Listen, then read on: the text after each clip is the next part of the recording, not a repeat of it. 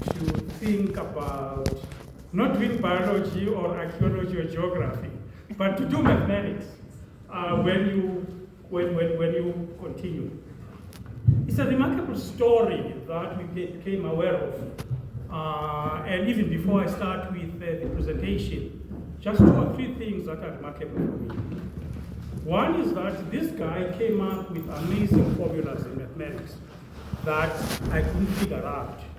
And when we're working on this with Dr. Yati, who's sitting here, I said, Ida, just please just see if you understand those and that we can explain to you.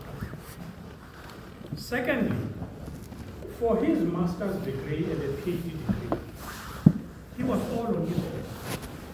So most of the mathematics that he did at the advanced level, he taught himself that. Right? So it's an inspiration to those people, especially at universities, who start teaching maybe with an honors degree and say that they don't have time to continue and do a master's and a PhD. There's one thing about ranking who has done better than who. This is a picture of somebody called Abebe Bikila. What do you see striking about him? He's a runner, of course. He's running without running shoes, right? And this was in 1960 when he won the Olympic gold medal for the marathon. His time was 2 hours, 16 minutes, 16.2 seconds. And you can think about what the record is now. But I wanted to compare that with the current record of women in the marathon. It stands at 2 hours, in fact it's 9 minutes and 54 seconds. Then you can ask yourself, Ruth ran faster than Abebe Bikila, whose achievement, or should we compare their achievements? So the relative achievements and what is important is one of the things that we debate about from time to time. I hope, will you be able to hear me if I stand here? Yeah. Can you hear me? Okay. I want to share with you that this game matters for a whole range of reasons. We're talking about mathematics. And mathematics is not just a gateway to do accounting, to do engineering, to do a whole range of things. Mathematics is beautiful. And we'll show you that. It's a powerful tool to do many things. It's indispensable. For instance, GPS requires mathematics. And if you are new to an environment that drives around, you need GPS. Right? So that requires mathematics. It's entertaining, it's fun, it's fulfilling. You feel a sense of satisfaction when you have solved a problem that you have been struggling with. On the other side, the flip side, it can be frustrating and depressing. It's everywhere, and it is a way of life. About 2 or 3 weeks ago, the Department of Education and Training funded a week-long festival called Megamets. The theme was called Mathematics is the 13th language of the Republic of South Africa. In fact, one can say much more than that. Mathematics is a global language. Now, you can think about the role of language in any society. It's about communication. Right? Most of you had never seen it before, but we're having a conversation through language, which in this case is English. It's cultural, and it's cultural transmission of conveying things from one generation to another. It's about identity and social belonging, education, nation building. It can be a tool of both inclusion and exclusion. So in your mind, as you think about mathematics, think about whether it shares all these characteristics. And in my view, I can give an example about each one of them, that mathematics can be used to convey information between people who probably would not understand each other. It's important for me, one of the reasons I agreed to come and give this talk is about the Origin Center. When I joined this university in 2000, this place was not there. So it's one of those landmarks that I'm very proud of. For a variety of reasons. I grew up in the Eastern Cape, and you can see over there, there's a reference to the Eastern Cape. in the mountains around the Eastern Cape, you could see some of those rock paintings. And I feel bad that when I was growing up, some guys would say, take pride in that they had defaced some of these rock paintings. And when, on those rare occasions that our schools were taken to the museum in Queenstown, you would find some people, the exhibits of some people, in the same cages as exhibits about people. Right? That's how they were retired. So this institution provided me with deep insights about the First Nations of our country. And this is what this museum is about, amongst other things. And I'm proud to have been associated with Convert or transforming that whole building into what you see here. They tell the story about God, chapter and verse. And when I was on the 11th floor as vice chancellor, people came to see me and they would stay for lunch, they wanted. What I did was to recommend that they come and have a quick tour of this museum and gain something about the First Nations. And of course, I always played for free. I didn't pay. History is important. I think this museum is about history. Okay? History about where we came from, what our ancestors did, and what were their aspirations. Now, there's history of a whole range of disciplines. There's a book which I produced in 1977 about the history of science in South Africa. No mention about mathematics for a variety of reasons. People in physics follow that up and talk about physics in the first century. There's a society in Africa, the South African Mathematical Society, there's a history about mathematics there. But there's no written history about how mathematics evolved in South Africa. Maybe going back to the time of the Sun people, or going back to the colonial years. There's nothing to tell. So even I felt that that's one contribution to fill that gap, tell the story about various aspects of mathematics. Okay? Unfortunately, both she and I are mathematicians, we're not historians. We're so excited that we write a book about this, and Robert will come and meet us for lunch and so on, and listen to excitement. And our few papers were rejected because people asked, what's the framework? We were just telling a story. We were not putting anything in any framework. But there's a whole range of things you can ask about South African mathematics. Right? The math departments at which, where did they start, who was teaching, where did they come from?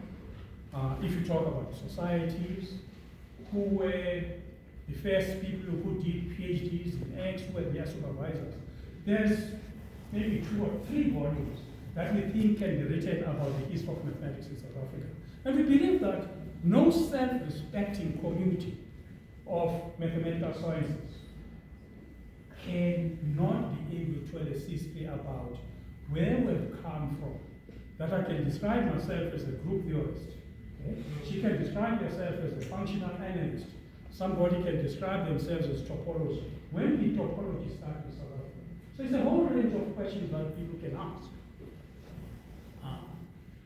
Now, just to give a little bit of context, when I did then to Dr. Mkwena, 1910, the name South Africa came about in 1910. It's not that old, okay?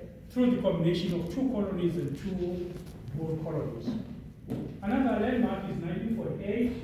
National Party government comes into power, and they are kind of committed to introducing legalized separation of races. And 5 years later, they introduced the Value Education Act. That is, people who look like me, their education will be different from people who look like even either.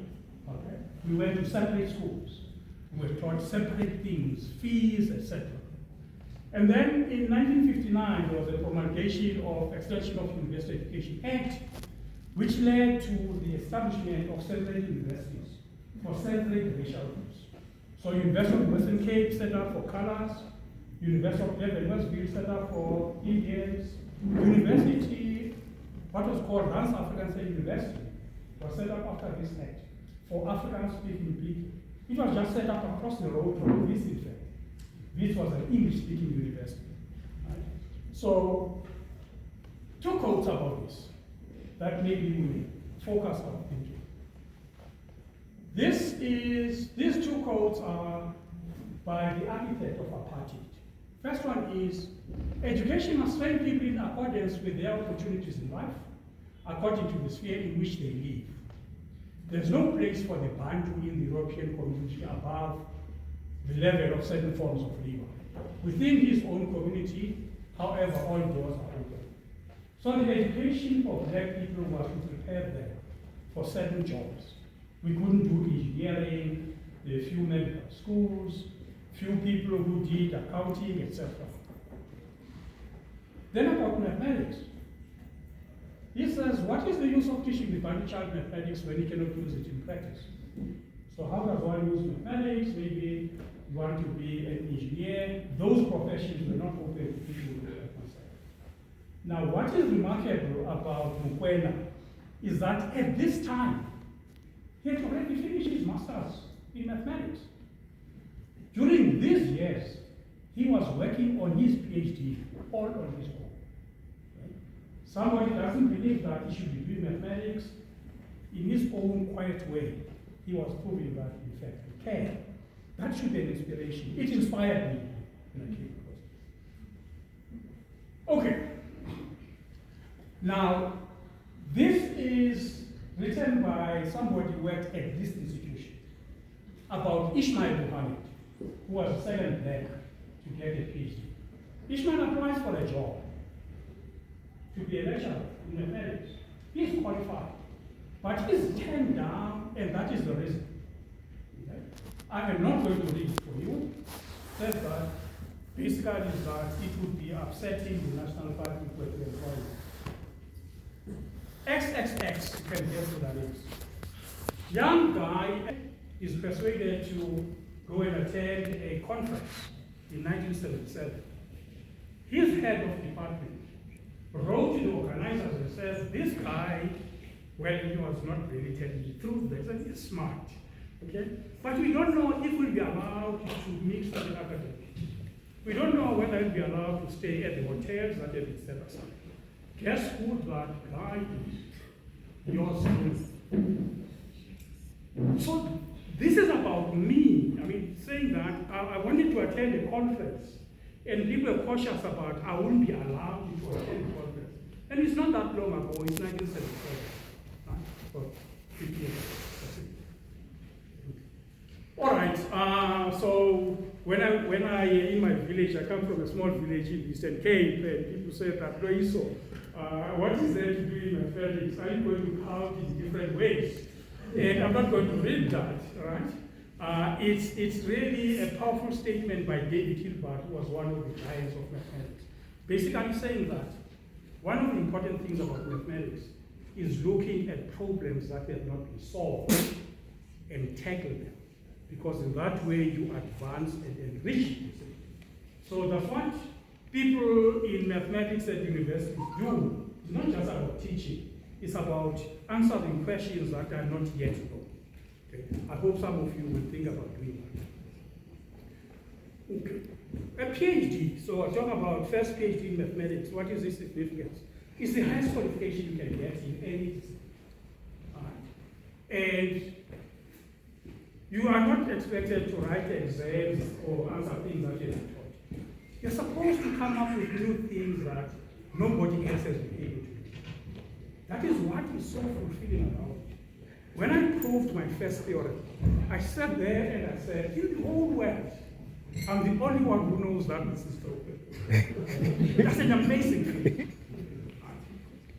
So there are many questions that are there, and in fact, there is an area of mathematics where certain questions we don't know whether they can be true or false.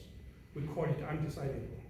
Warning, on Monday when you get a homework, please don't tell your teacher that you didn't do that homework because the question is undecided.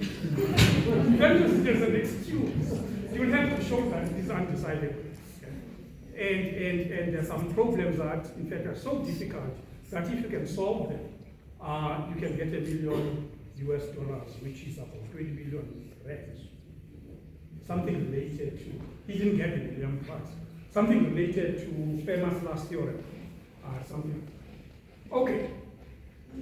So, just giving you, in case you get bored, right? Just give you an example. It's called the Goldbach conjecture. It goes back to 1730s by Goldbach, who wrote to Euler and asked this question. Look at those numbers, first 20 whatever counting numbers. You can write for, you can factorize. Okay, I'm not going to do that. Certain numbers cannot be factorized. Okay, they're called prime numbers. So under 20 is 2, 3 up to 19. Okay, they cannot be factorized. You know that. Now, all numbers that can be factorized as 2 times something are called even numbers. So take the first even numbers which are less than 20. Right? 4 is 2 plus 2, 6 is 3 plus 3, 8 is 3 plus 5. So all of them can be written as a sum of 2 prime numbers. Right? So the question is every number of the form 2 times n just a result of adding 2 prime numbers? There's no answer to that. It's not been proved. And what they do now is to use a computer. Okay? It's been checked for all prime numbers up to 4, I think that is 4 quadrillion, actually. 4 quadrillion, okay? So if you are bored, you can play around with this between now and the end of the lecture. Take all the numbers less than 100, I've simplified it for you, I've given you all the prime numbers. Okay, take a photograph of that, and then I've given you all the even numbers. Write every one of them as a sum of 2 primes. Right? And for those that can write it in more than one way, I will give you a lift to Sanjay. Right. So this is not unique to South Africa. There's a lot of people in South Africa always think about race and so on. I'm sure that some of you have watched that film, Hidden Figures. It's about 3 African American women who were instrumental in doing the calculations during the space race in the 60s. And I said that Eden and I thought that we could write a book. And our inspiration, amongst others, was there's a book about African American mathematicians. Kind of the first, we got PhDs in the 1800s, etc., etc.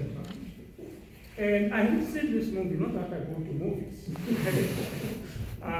Journeys of Black Mathematicians for years.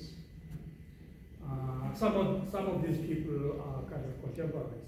The guy in the bottom there came to visit the University of the Western Cape when I was there.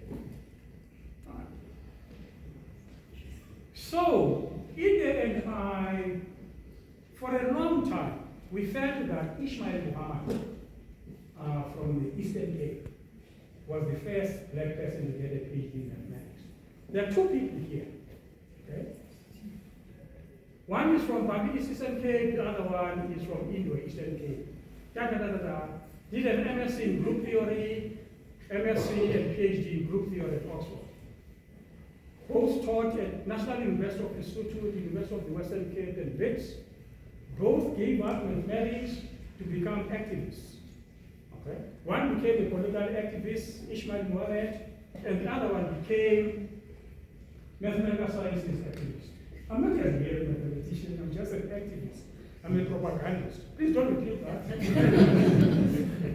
Right. So maybe this is why I had a connection with Ismail. He's from my village. He did the same area of mathematics. He taught at the same universities. I can always say that, he's my big brother. And it turned out, no, that was not the case. We celebrated its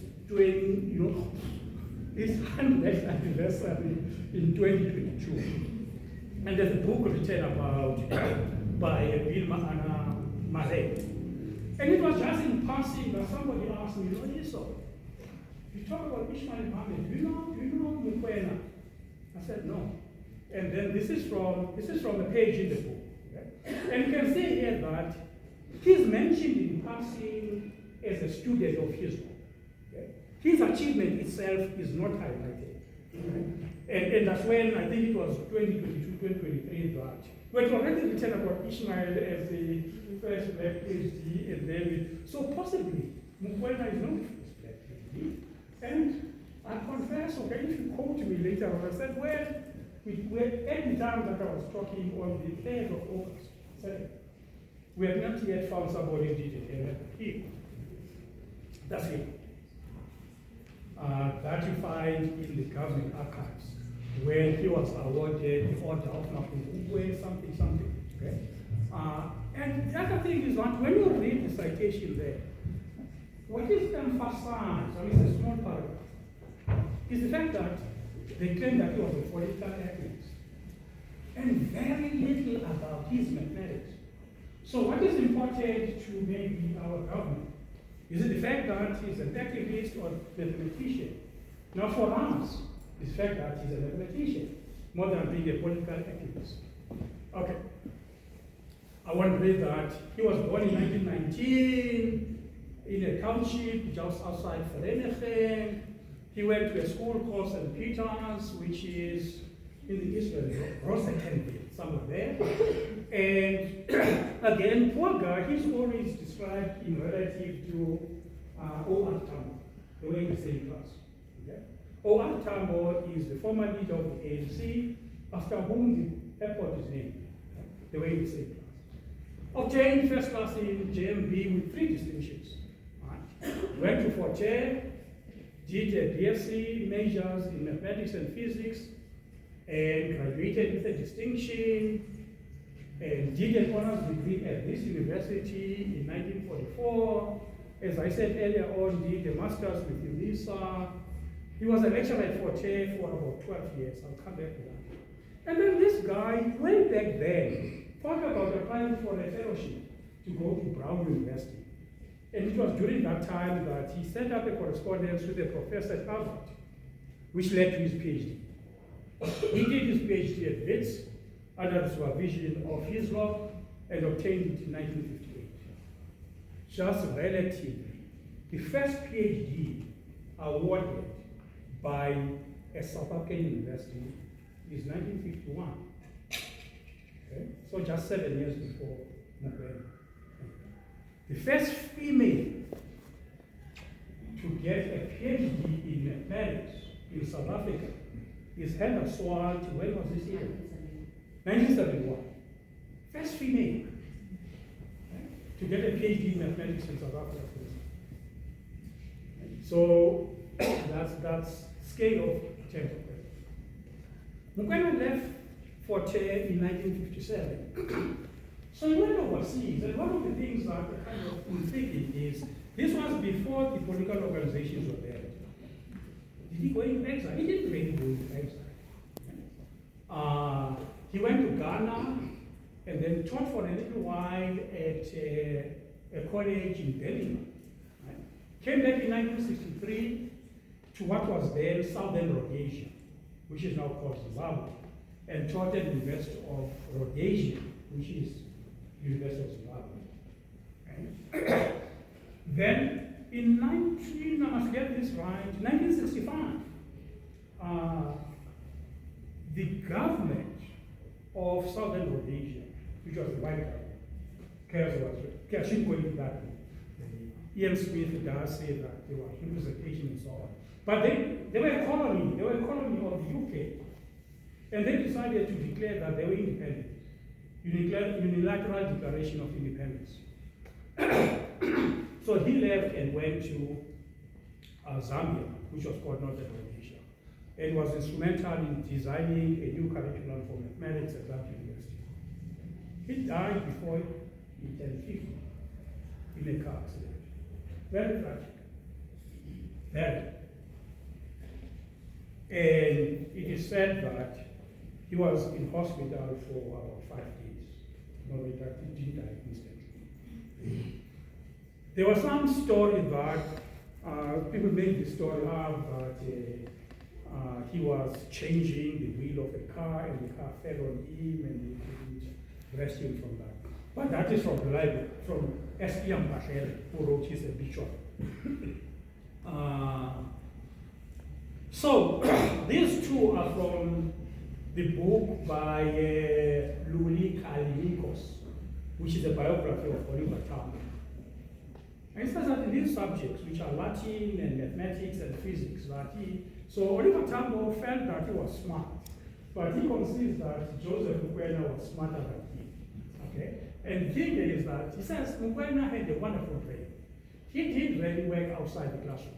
He certainly had a wonderful brain. It's one of those people who would look at things, photographic memory, put it aside, and become the top student. How many of you are like that?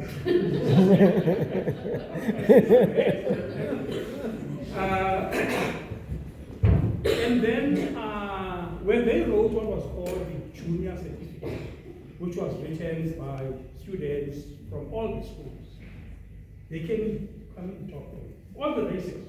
Okay? Now, Oliver Tambo said that this disputes the view of the National Party at the time, that there was a hierarchy in terms of intelligence. Okay? That they were in the top 3.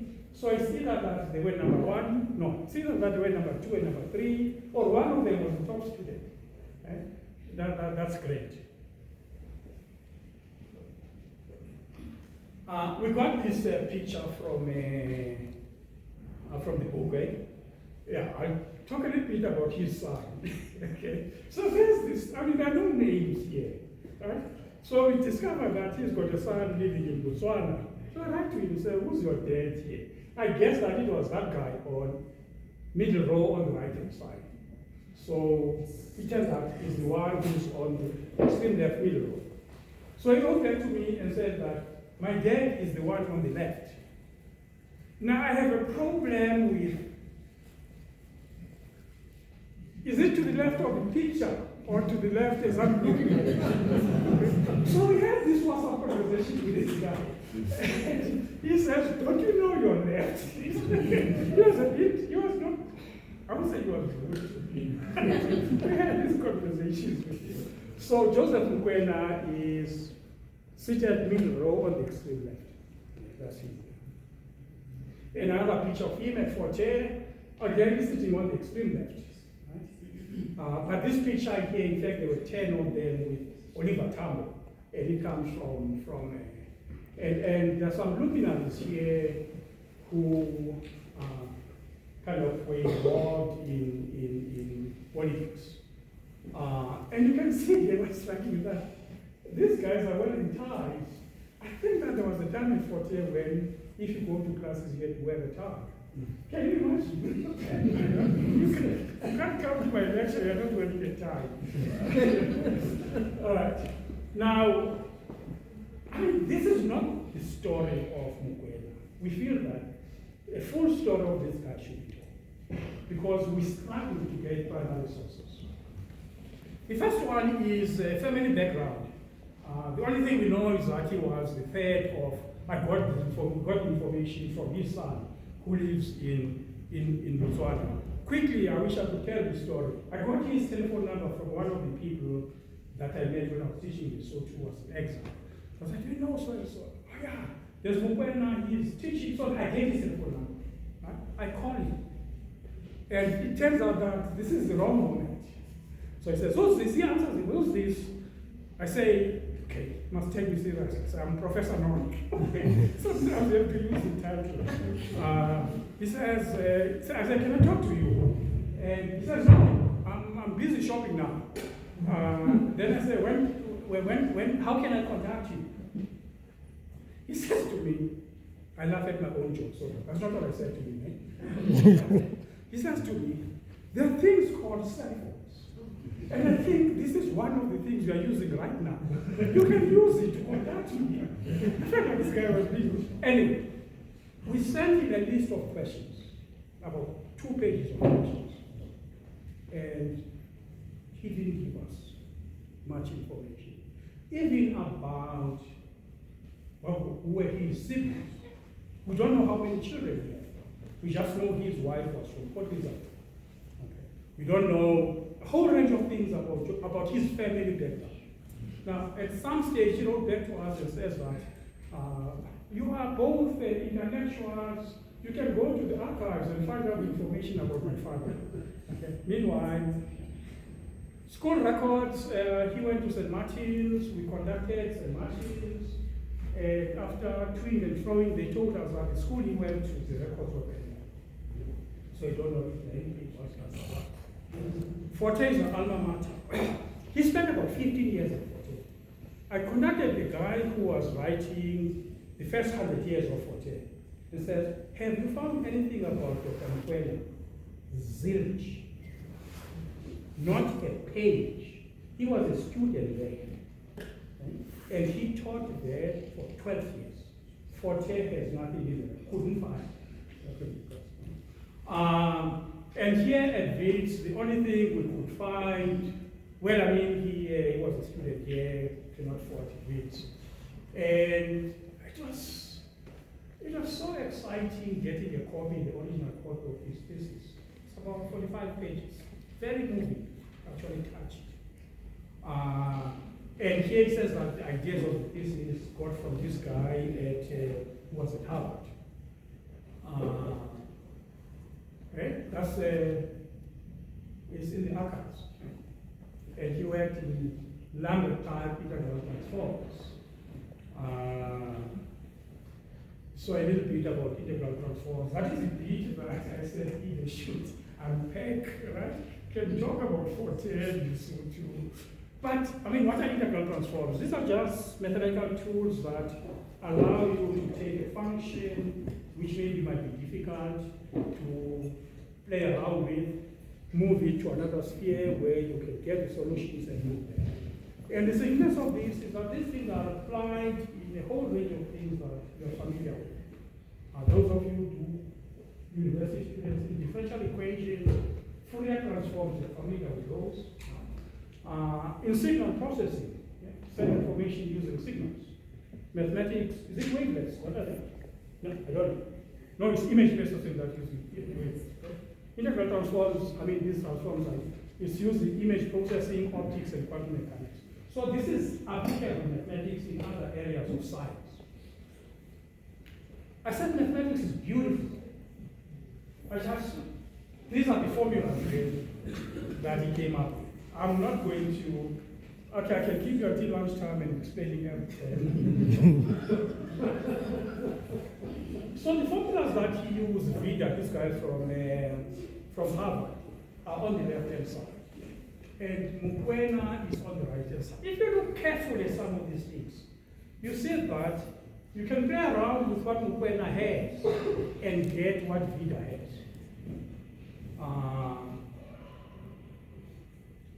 And again here, Vida Mkwena and Mkwena general. Let me just, for instance, the first line, series.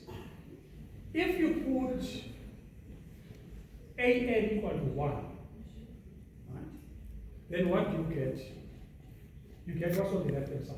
Yes. So what's on the left-hand side is a special case of what's on the right-hand side.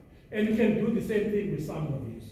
Okay? So Vida's thing is a special case in certain instances of Mkwena's formulas. Now, while we were doing this, we came across some papers that the formulas look similar to those in Mkwena's PhD. And the person who actually, whose paper this was a PhD student of Vida, around about the same time, in 1956. So we came to the conclusion that Vida, he was not the supervisor of Mkwena, okay? Who's the guy? Goldberg. Goldberg, yeah. The other guy is Goldberg. Goldberg was a PhD student of Vida, okay? And then went out and said that, no, these are not the same, but there are similarities. And the conclusion is that they were deriving from the same person. Earlier on, I talked about millennium problems, where you can get a million heads if you solve it. One of them is the Riemann hypothesis. There's a paper here which is recent, what year is that? 2024, just last year. which makes a connection that maybe there's an approach to solving this millennium problem using these language type transforms that are the source, that are the subject of Mukwena's creed. Imagine somebody from Firenze did work in the 50s that probably could make a contribution to solving a problem that has been around more than 100 years, the Riemann hypothesis. And there are people who have tried to solve it without success. That would be amazing. We're not saying that would be the case. Riemann hypothesis is a solution. So, conclusion, concluding remarks. I'm not sure. Okay, in fact, I mentioned the thing about the order of something. Eskian Fakela, who's well respected in South Africa, he's in literature or something like that. That's what he wrote about. He was apolitical. But one of the things I found is that, and mathematics was a consuming passion with him. He seemed to dedicate all his energies to it, and as a result, sacrifice much of that part of human being that he has to keep his feet on the ground in the rough and tumble of common social discourse. And then the second one is that we shall never know why Joe, to whom all doors seem to be open, in the academic and outside, came back to Africa. Mentioned that he had a teaching job in Birmingham.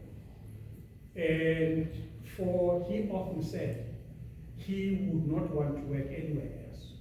He seemed to be always discontented with the role, his genius. As none other than Kashel, talking about his genius is my emphasis, had driven him into, and he just wanted to be a human being. This also suggests that people are consumed with mathematics. I'm not human. I'm human, you can teach me. We just have a few suggestions. And one of these I raised when I gave a graduation speech at Prince. There's a building named after T.W. Kabule. Wonderful building, I'm proud of it as well. And it's named after somebody who was a high school teacher in Soweto and inspired generations of people. It's named after him. There's nothing in that building which is named after Joseph Mukwena. And I hope that my colleagues from mathematics is within their gift to do that. Just one thing. And then people would say, who was Joseph Mukwena? And then the story came. This awarded a doctor of literature or something to Robert Sobukwe after he had died, posthumously. And this can do this with Joseph Mukwena. For the simple reason that the first black PhD in South Africa was awarded by this. That's a big thing. That's a big thing. Okay? At a time when black people were described as unable to cope with complicated mathematics. Okay? I've already talked about, this is just something you can write for the newspapers. There needs to be a proper biography of this man. Think that the Gauteng Department of Education can raise his profile by hosting their lectures named after a whole range of people. You can name one after Mukwena, and the Met Society can maybe name one after Mukwena as well. And thank you very much. I hope